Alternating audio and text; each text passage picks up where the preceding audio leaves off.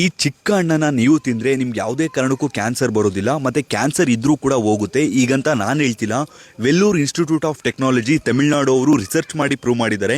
ಮತ್ತು western university of health science America ಅವರು ಕೂಡ ಇದನ್ನ ಪ್ರೂವ್ ಮಾಡಿದ್ದಾರೆ. ಮತ್ತು ಪ್ರತಿಯೊಬ್ಬರು ಇದನ್ನ ಮನೆಯಲ್ಲಿ ಯಾವ ರೀತಿ ಬೆಳಿಬೋದು, ಮತ್ತು ಮುಖ್ಯವಾಗಿ ಇದು ಯಾವ ರೀತಿ ಕ್ಯಾನ್ಸರ್ ಸೆಲ್ಸ್ ಅನ್ನ ಡ್ಯಾಮೇಜ್ ಮಾಡುತ್ತೆ, ಅಂದರೆ ಕ್ಯಾನ್ಸರ್ ಸೆಲ್ಸ್ ಮಲ್ಟಿಪ್ಲೈ ಆಗದೆ ಕಂಟ್ರೋಲ್ ಮಾಡುತ್ತೆ ಅಂತ ಎಕ್ಸ್ಪ್ಲೈನ್ ಮಾಡ್ತೀನಿ ನೋಡಿ. ಇದು ಫಸ್ಟ್ ಯಾವ ಗಿಡಪ್ಪ ಅಂದರೆ, ಸಹಜವಾಗಿ ಹಳ್ಳಿ ಕಡೆ ಪ್ರತಿಯೊಬ್ಬರಿಗೂ ಇದು ಗೊತ್ತಿರುತ್ತೆ. ರೇಷ್ಮೆ ಬೆಳೆಯೋರ್ಗಂತೂ ಅತಿಯಾಗಿ ಸಿಗ್ತಿರುತ್ತೆ. ಇದು ಯಾವ ಹಣ್ಣಪ್ಪ ಅಂದ್ರೆ ರೇಷ್ಮೆ ಹಣ್ಣು. ಇದನ್ನ ಮಲ್ಬೆರಿ ಅಂತ ಕರೀತಾರೆ.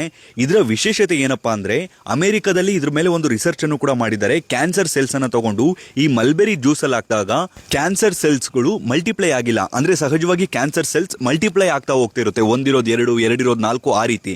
ಬಟ್ ಇದು ಮಲ್ಟಿಪ್ಲೈ ಆಗಿಲ್ಲ, ಮತ್ತೆ ನಿಧಾನಕ್ಕೆ ಆ ಕ್ಯಾನ್ಸರ್ ಸೆಲ್ಸ್ ಎಲ್ಲ ಸತ್ತೋಗಿದೆ. ಸೊ ಅವಾಗ ಗೊತ್ತಾಗಿದ್ದೇನಪ್ಪಾ ಅಂದ್ರೆ, ಈ ಮಲ್ಬೆರಿಯನ್ನ ಆಗಾಗ ತಿಂತಿರೋದ್ರಿಂದ ಯಾವುದೇ ಕಾರಣಕ್ಕೂ ಮುಂದಿನ ದಿನಗಳಲ್ಲೂ ಕೂಡ ಕ್ಯಾನ್ಸರ್ ಬರೋದಿಲ್ಲ. ಮತ್ತೆ ಮುಖ್ಯವಾಗಿ ಇನ್ ಕೇಸ್ ಕ್ಯಾನ್ಸರ್ ಇದ್ರೂ ಕೂಡ ಅದು ವಾಸಿಯಾಗುತ್ತೆ ಅಂತ ತಿಳಿದು ಬರ್ತಿದೆ. ಮತ್ತೆ Vellore science of technology university ಅವರು, ಅಂದ್ರೆ ತಮಿಳುನಾಡಲ್ಲಿ ಇರುವಂತಹ ಯೂನಿವರ್ಸಿಟಿ ಅವರು, ಬ್ರೆಸ್ಟ್ ಕ್ಯಾನ್ಸರ್ ಇರೋರಿಗೆ ಈ ಹಣ್ಣುಗಳನ್ನ ಹೆಚ್ಚಾಗಿ ಕೊಟ್ಟು ನೋಡಿದ್ದಾರೆ. ಅವ್ರಿಗೂ ಕೂಡ ಕ್ರಮೇಣವಾಗಿ ಕ್ಯಾನ್ಸರ್ ಅನ್ನೋದು ವಾಸಿಯಾಗಿದೆ. ಇದನ್ನ ಮನೆಯಲ್ಲೇ ಪಾಟ್ ಅಲ್ಲಿ ಬೆಳಿಬಹುದು. ಅದನ್ನ ಯಾವ ರೀತಿ ಅಂತ ನಾನು ನೆಕ್ಸ್ಟ್ ರೀಲ್ ಅಲ್ಲಿ ಹೇಳ್ತೀನಿ. ಸೊ ನನ್ನ ಅಕೌಂಟ್ ನ ಫಾಲೋ ಮಾಡ್ಕೊಳ್ಳಿ. ಮತ್ತೆ ಈ ವಿಡಿಯೋನ ಎಷ್ಟಾಗುತ್ತೋ ಅಷ್ಟು ಶೇರ್ ಮಾಡಿ. ನೋಡಿ, ಚಿಕ್ಕ ಹಣ್ಣು ತಿನ್ನೋದ್ರಿಂದ ಕ್ಯಾನ್ಸರ್ ನ ತಡೆಗಟ್ಟಬಹುದು ಅಂದ್ರೆ ದಯವಿಟ್ಟು ಎಲ್ಲರಿಗೂ ಶೇರ್ ಮಾಡಿ. ಇದರ ಮಹತ್ವ ಎಲ್ಲರಿಗೂ ಗೊತ್ತಾಗ್ಲಿ.